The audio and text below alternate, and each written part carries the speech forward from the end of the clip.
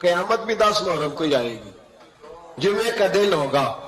تو میں آج دل کو حاضر ناظر رکھ کے اپنی طبیعت کو حاضر پا کے باشعور آپ کو کہہ رہا ہوں، جاگ کے سننا خدا کا واسطہ. آپ اس جماعت سے تعلق رکھتے ہیں، اگر کافر کے سامنے اسلام کا کوئی چہرہ پیش ہو سکتا ہے تو صرف سنی کا چہرہ پیش ہو سکتا ہے. ختم ہو گئی بات. ورنہ کوئی صحابی کا بے ادب ہے، کوئی اہل بیت نبوت کا، آج مجھے کہہ لینے دو، کھول کے کہہ لینے دو. لوگ دلیلیں دیتے پھرتے ہیں، کہتے ہیں جی ایک وہ پینٹ کوٹ والا مولوی ہے، اس نے اینک بھی لگائی ہے، داڑھی بھی رکھی ہے، پینٹ کوٹ بھی پہنتا ہے. اس نے جی 1500 بندہ ایک دن مسلمان کر دیا، ایک دن 1000 مسلمان کر دیا. پر پتہ ہے وہ بدبخت کہتا کیا ہے؟ وہ کہتا ہے امیر المومنین یزید رضی اللہ تعالیٰ عنہ. میں کیا کروں اس کے 1500 مسلمان کو یا 2000 اس کے کلمہ اور بولی بڑی دلیلیں دیتا ہے. وہ دلیلیں سنبھال کے رکھے، وہ دلیلیں جو جی بڑے لوگ اس کے ساتھ ہوتے ہیں. تو کربلا کے موقع پر زیادہ لوگ یزید کے ساتھ تھے، زیادہ لوگ. ہم کثرت کے قائل نہیں، ہم حق کے قائل ہیں. ہم اب چھوڑ دو بات، دلائل کی طرف آؤ. عجیب تماشا ہے. اور ایک مولوی صاحب اس کی حمایت کر رہے تھے، کہتے نہیں بندہ ٹھیک ہے، وہ بھول گیا تھا، اصل میں قصور عبید اللہ ابن زیاد کا تھا، اصل میں غلطی عمر بن سعد کی تھی، تو یزید کو زیادہ الزام نہیں دینا چاہیے. میں نے کہا بڑی تمہاری قریبی رشتہ داری ہے یزید کے ساتھ، تو اللہ سے دعا کیوں نہیں مانگتے کہ تمہارا حشر یزید کے ساتھ کرے؟ مانگنی چاہیے نا دعا. کیا خیال ہے آپ کا؟ ہم الحمدللہ جمعے والے دن مسجد میں بیٹھ کے دعا کرتے ہیں، یا اللہ ہمارا حشر امام حسین کے غلاموں میں کرنا. تو بھی کرنا جرت کر، جرت ہماری جرت دیکھ. ہم یہ نہیں کہتے ان کے ساتھ کر، ہم کہتے ہیں یا اللہ ہمارا حشر ان کے، ہماری جرت دیکھو، ہم ان کے غلاموں میں، قدموں میں، نوکروں میں بیٹھنے کو دعا مانگ رہے ہیں. یا اللہ ہمارا ان کے غلاموں میں، غلاموں کے. تو بھی جرت کر دلیری، کر جرت، کہ یا اللہ میرا حشر یزید کے ساتھ کر دلیری. اگر اتنا ہی اچھا تھا تو بے شرمو اتنا ظلم نہ کرو، اتنی زیادتی، اتنا ظلم نہ کرو. یہ ظلم ہے. امام حسین جمعے والے دن خطبہ پڑھنے لگے. جمعے سے پہلے امام حسین نے خطبہ پڑھا اور آپ نے ایک جملہ کہا جو ہمیشہ یاد رکھا جائے گا. آپ نے فرمایا یزید کو جا کے بتا دو کہ مجھ جیسا تجھ جیسے کی بیعت نہیں کر سکتا. او کیا فکرہ ہے امام علی مقام کا. فرمانے لگے مجھ جیسا تجھ جیسے کی بیعت. اور آپ فرمانے لگے بتاؤ اس وقت پوری دنیا میں کوئی نبی کا نواسا موجود ہے میرے سوا؟ حضرت آدم سے لے کر مصطفیٰ کریم تک اس وقت پوری دنیا میں کوئی نبی کا نواسا ہے؟ اور فرمایا اگر میں ہی ہوں پوری کائنات میں. لوگ کہتے ہیں فلانا علامہ صاحب کی تبلیغ بڑی ہے. ہم سے بڑا کون ہوگا تبلیغ کی بات کرنے والا؟ لیکن ڈرو اللہ سے، ڈرو، گمراہ نہ کرو قوم کو. یہاں تباہی اتر گئی ہے. کوئی بڑی داڑھی رکھ کے معاذ اللہ تعالیٰ اہل بیت کے بارے میں بکواس کرتا ہے، اور کوئی بالکل داڑھی مڈا کے ننگا سر کر کے ممبروں پہ ناچتا ہے اور صحابہ کے بارے میں بکواس کرتا ہے. میرے مصطفیٰ کے پاس اگر ابو بکر آئے ہیں تو وہ بھی شان والے ہیں، اور اگر بی بی عائشہ صدیقہ ان کے بستر پہ رہی ہے تو وہ بھی شانوں والی ہے. مولا علی شیر خدا کے بارے میں جو بات کرے پکا بے ایمان ہے. عجیب تماشا لگ گیا ہے جی. جو رب نبی پاک کے جسم کے قریب مکھی نہیں آنے دیتا وہ گندا بندہ حضور کے قریب آنے دیتا ہے؟ عجیب تماشا ہے. امت کو تباہ کر رہے ہو، کافر کو موقع دے رہے ہو یہ کہنے کا کہ تمہارے نبی کے پاس بیٹھنے والے ٹھیک نہیں تھے. اگر حضور کے پاس بیٹھنے والے ٹھیک نہیں تھے تو بعد والے کیسے ٹھیک ہو گئے؟ تو یہ باز آنا چاہیے ان بے شرموں کو. یہ امت میں تفرقہ ڈالتے، بے حیائی کرتے. سنو اور یاد رکھو. حضرت امام حسین نے خطبہ پڑھا نا جب جمعے والے دن، فرمایا مجھے پہچانا تو میں کون ہوں؟ تو عمر بن سعد بولا پکے نمازی بولے. عمر بن سعد کہنے لگا حسین جلدی کر، ہمارا جمعہ لیٹ ہو رہا ہے. بلے ہو نمازیو، جلدی کر ہمارا آئے ہائے کیا نماز ہے.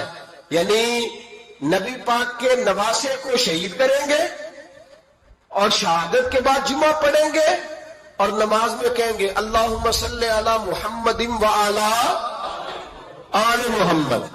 ان کو شہید کر کے قتل کر کے جمعے کا خطبہ دیا جا رہا ہے اور نماز پڑھی جا رہی ہے اللہم صلی علی محمد و علی. تو میرا سنی بڑا بھولا ہے، کہتا ہے جی وہ زیادہ نمازیں پڑھتے ہیں. تو زیادہ نمازیں تو عمر بن سعد بھی پڑھتا تھا. تو بھولا او خدا کے دیکھے نا، جتنی نماز کی اخلاق کی بات شاید میں کرتا ہوں، آپ کو جماعت میں کم لوگ ملیں گے، لیکن یاد رکھنا نماز عقیدہ نہیں، روزہ عقیدہ نہیں. عقیدہ حسین ہے، عقیدہ حسن ہے، عقیدہ علی ہے، عقیدہ عثمان غنی ہے، عقیدہ عمر فاروق ہے. میں اس شخص کو کیا کروں؟ مجھے اس شخص کی کیا ضرورت ہے جو ممبر پہ بیٹھ کے کہتا ہے حسین ابن علی باغی تھے؟ وہ شخص، اس کی نماز روزہ حج زکات دیکھا جائے گا. آؤ قرآن مجید سورہ شورا آیت نمبر 23، گھر جا کے قرآن مجید کھولو، یہ والی آیتیں بھی پڑھا کرو، یہ والی بھی کھولا کرو. صحابہ جمع ہو کے نبی پاک کے پاس آئے، عرض کی یا رسول اللہ صلی اللہ علیہ وسلم آپ کے خرچے زیادہ ہیں، آمدن کا ذریعہ کوئی نہیں. جس طرح آج لوگ ہر پیر صاحب سے نہیں پوچھ رہے، علامہ صاحب سے، کہ آپ کام کوئی نہیں کرتے، کپڑے پھر بھی سفید پہنتے ہیں، کیا ذرائع آمدن ہے، پھر بھی آپ گاڑی میں گھومتے ہیں. ہمارا تو پروگرام تھا مولوی بھوکا مر جائے، پر اس کے پاس آتے ہیں تو یہ تازی چائے پلاتا ہے. کیا مطلب، کس طرح کا رویہ؟ صحابہ کے بعد وہ یہ نہیں سوچتے تھے آتے کام، وہ کہتے تھے آگے بڑھ کے حصہ ڈالیں. وہ سارے آگے بڑھے، کہا یا رسول اللہ صلی اللہ علیہ وسلم اخراجات زیادہ ہیں، ذرائع آمدن بظاہر کوئی نہیں.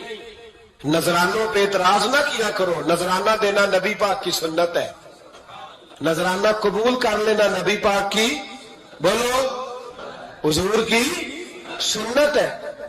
تو صحابہ جمع ہو کے آئے، ایک جگہ پہ میٹنگ کی، کہا تھوڑے سے پیسے ہر مہینے پیش کریں گے. تو حضور سے بات کون کرے گا پیسوں کی؟ کہا ہم نے نہیں کرنی، نبی پاک کے چچا جناب عباس کریں گے. حضرت عباس رضی اللہ تعالیٰ عنہ کے ذمہ لگایا گیا، جناب عباس آئے. حضرت عباس رضی اللہ تعالیٰ عنہ پیسے لے کے آئے، اور سیانے بندے تھے، انہوں نے بڑی سمجھداری والی، عقل مندی والی بات چھیڑی. یہ نہیں کہا کہ حضور ہم یہ نذرانہ دیں گے، کہنے لگے یا رسول اللہ ہمیں پتہ ہے آپ کی مذہبی مصروفیت اتنی ہے کہ آپ کو ٹائم نہیں ملتا کاروبار کرنے کا، اگر آپ کام کریں گے تو پھر آپ کس طرح کر کے دین کا کام ہو سکے گا. یا رسول اللہ آپ نے جو ہمارے لیے کیا ہے اس کا ہم بدلہ نہیں دے سکتے، ایک حرف کا بدلہ نہیں دے سکتے. حضور یہ تھوڑا سا نذرانہ ہر مہینے لایا کریں گے، قبول کر لیں. نبی پاک کے سامنے رکھا ہی تھا کہ اللہ کا قرآن بول پڑا، کا کل لا اسألکم علیہ اجرا، محبوب ان سے فرما دو کہ میں نے تمہارے لیے بڑی تکلیف سہی ہے، پر میں تم سے کوئی اجر نہیں مانگتا، تم سے کوئی اجر نہیں مانگتا. ہاں اگر تم نے کچھ کرنا ہے الا المودۃ فی القربى، تو میرے قریبیوں سے پیار کرتے رہنا، میری ختیجہ سے پیار کرنا، میری عائشہ کا ادب کرنا، میرے قریبیوں کا احترام کرنا. یا رسول اللہ ازواج تو گھر میں ہے ہی، قریبی کوئی اور بھی خاص ہے جس کا ادب کرنا ہے؟ تو نبی پاک نے فرمایا ہاں، علی، فاطمہ، علی اور فاطمہ کی اولاد، فرمایا ان کا ادب کرتے رہنا. اس کا مطلب یہ ہوگا کہ تم نے میرے ساتھ بڑا ہی اچھا سلوک کیا ہے. کہا ان کا ادب کرنا، جناب علی، سیدہ فاطمہ اور دونوں کی، ان کا ادب کرنا فرائض دین، اہل بیت کا ادب کرنا فرائض. کچھ لوگ کہتے ہیں کچھ لوگ جی سید بن گئے ہے نہیں، پر میں کہ جڑے بن گئے نا انہوں نے اللہ آپ ہی پوچھ لے گا تو ادب کر. جڑے بن گئے نے اللہ، شیخ الاسلام والمسلمین حضرت خواجہ قمر الدین سیالوی رحمت اللہ تعالی علیہ، دو بندے خواجہ صاحب سے مل رہے تو ان کو پتا تھا کہ خواجہ صاحب سیدوں کا بڑا احترام کرتے ہیں. आला हजरत फाजले बरेलवी का जब उर्स होता है ना बरेली शरीफ, तो सैयदों को स्टेज पे बिठाया जाता है और बड़े बड़े आलिम नीचे बैठते। तो दो बंदे आ गए, कुछ लेने कुछ मांगने, थे फरार दोनों।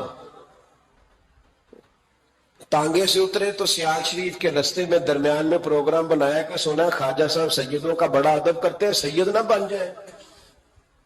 बन भी जाते हैं ना लोग, ओ सैयद ना बन जाए तो ठीक है जी बन जाओ। बन गए सैयद। ख्वाजा साहब को किसी ने अंदर जाके बताया दो सैयद आए हैं, तो ख्वाजा साहब इस तरह दौड़े कि ना जूता ना सर पे टोपी, दौड़ के आए। शेखुल इस्लाम ख्वाजा साहब ने हाथ चूमे, नजराना दिया, 2-3 थैले भर के दिए लंगर के। जब वो जाने लगे ना तो ख्वाजा साहब उनके साथ बाहर तक आए। जहां उन्होंने सैयद होने का प्रोग्राम बनाया था वहां तक साथ आए, उनको रवाना किया। तो उनमें से एक बंदा खुद ही बोल पड़ा, कहने लगा हुजूर यहां लोग दरवाजे तक छोड़ने आते हैं या गाड़ी तक? ना दरवाजा ना गाड़ी, आप दरमियान में रुखसत करने आए, समझ नहीं आई। तो ख्वाजा साहब फरमाने लगे तुम यही सैयद बने थे, यहां तक अदब करना जरूरी था। यहां तुम सैयद बने थे, यहां तक अदब करना, पीछे तुम सैयद नहीं हो तो मैं कैसे अदब करूं? जहां तक तुम सैयद हो वहां तक अदब करना। और मेरे आला हजरत ने अकीदा दिया, कहने लगे तेरी नस्ल पाक में है बच्चा बच्चा नूर, तेरी नस्ल पाक में है बच्चा बच्चा नूर का, तू है ऐने नूर तेरा सब घराना नूर का। तो मियां साहब ने इसकी वजाहत भी की। मियां साहब से कहा हुजूर अदब करता कौन है?